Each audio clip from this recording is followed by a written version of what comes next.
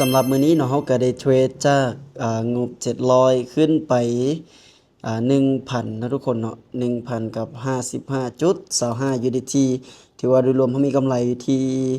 300นะทุกคนเนาะ300ปลายเนาะ355.25สำหรับการเทรดในมื้อนี้เนาะการขึ้นไปจาก700ไปหา 1,000 ก็ถือว่าเป็นอีกอย่างที่ค่อนข้างว่ายากนะทุกคนเนาะสำหรับออเดอร์ทำอิฐก็ถือว่าเฮาก็วินไปเนาะและออเดอร์ที่2ก็ถือว่าพลาดไปออเดอร์ที่3พลาดไปนะทุกคนเนาะออเดอร์ที่4เฮามาวินและออเดอร์ที่5เฮาพลาดออเดอร์ที่6เฮาวิน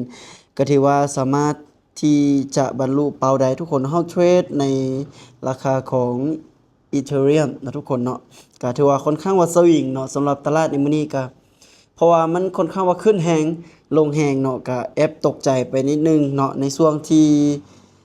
เฮาทำการ all in ในจุดๆนี้นะทุกคนเนาะเพราะว่าเฮาใช้ต้นทุนอยู่ที่700เนาะโดยการเดินเงินที่ค่อนข้างว่าสูงเนาะเพราะว่าเฮาเสียมา2ออเดอร์เต็มๆเลยจุดๆนี้เนาะก็คือพลาดอยู่ที่ติดลบ$300นะทุกคนเนาะแล้วเฮามาบวกคืนในจุดๆนี้ก็คือเฮาเข้าออเดอร์ที่$495นะทุกคนเนาะก็ถือว่าบวกมาก็ถือว่าได้ทั้งต้นทุนและกำไรกลับมาก็รวมๆเป็นอยู่965นะทุกคนเนาะลบให้กับ795ก็ถือว่าได้กำไรหลายนะทุกคนเนาะฉะนั้นมื้อนี้เฮาก็บรรลุเป้าไปเป็นที่เรียบร้อยนะทุกคนเนาะก็ถือว่าสามารถทำกำไรได้300ปลาย USDT เนาะก็ถือว่าเป็นมื้อที่โอเคเป็นมื้อที่ดีของเฮาละสำหรับมื้อนี้นะทุกคนเนาะก็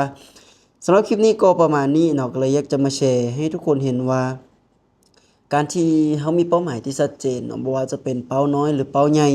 เนาะแน่นอนว่าเฮาจะเฮ็ดมันได้เนาะถ้าหากว่าเฮาเคยเฮ็ดมันแล้วสำเร็จไป1ครั้งเนาะเอาง่ายๆซะเนาะทุกคนเนาะคือ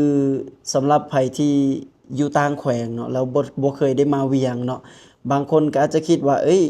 นครหลวงเวียงจันทน์นี่มันอยู่ไกลเนาะมันไปมันต้องแบบบางคนก็อาจจะบ่เคยเห็นหนทางบ่เคยขับรถมาเองงั้นจะคิดว่าทางยากทางหยังเนาะแต่สำหรับคนที่เคยมาแล้วเนาะทุกคนเนาะจะมาอีก10เทื่อก็มาได้เนาะทุกคนเนาะก็อาจจะมีความปลอดภัย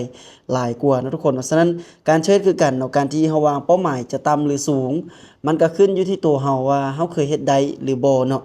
ถ้ามื้อนี้เนาะตัวเฮาเองยังเฮ็ด1เหรียญต่อมื้อบ่ได้เนาะแล้วจะไปตั้งเป้าหมายเก็บมื้อละ2เหรียญคงเป็นไปได้ยากเนาะฉะนั้นต้องเริ่มจากการเก็บมื้อละ1เหรียญให้ได้แล้วค่อยวางเป้า2เหรียญเนาะแล้วค่อยวางเป้า3เหรียญ4เหรียญจนไปฮอด100 200 300หรือ 1,000 เหรียญเนาะอย่างเช่นโตของพี่เองก็ถือว่าอยู่มาหลายปีก็เริ่มจากการเก็บมื้อละน้อยไปหามื้อละสูงก็ถือว่าเฮ็ดได้เนาะโอเคสำหรับคลิปนี้ก็ประมาณนี้ก็ย้ำว่าการลงทุนมีความเสี่ยงเนาะคือดังมื้อนี้เฮาก็ได้3พาร์ท3นะทุกคนเนาะก็ถือว่าเป็นอีหยังที่โอเคเนาะก็ถือว่าได้กำไรรวมๆแม่น355.25ตีเป็นกีบก็ประมาณ7ล้านปลายเนาะสำหรับมื้อนี้ก็ถือว่าเป็นมื้อที่ดีของเฮาโอเคทุกคนบ๊ายบายเด้อ